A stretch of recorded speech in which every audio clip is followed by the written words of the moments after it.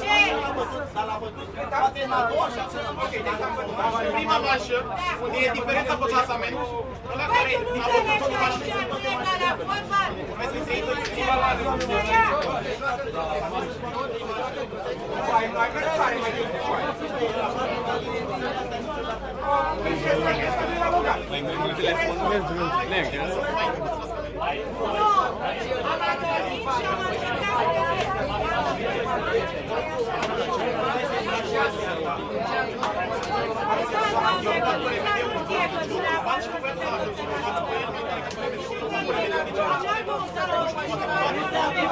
soluția de mijloc, chinuie Zuriel, PPD-ul și cu mașină, aici am. Dar nu este să mă faci. Poate ții mai bine cât aia care ajunge acum.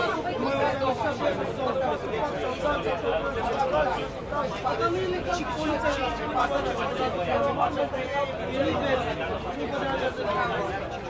știi și 5 pe 4, deci ai la 19, 5, 6, aici ce mai tăi? Cine ești ridicat la mică? Da, ce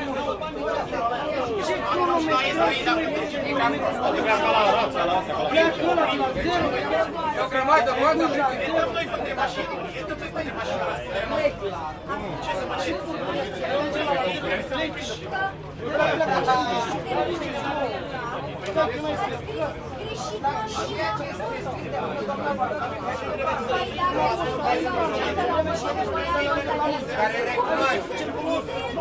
Nu, el s-a dat de 3 ori, odată a bătut și el. Nu, aici. Stai mă, las!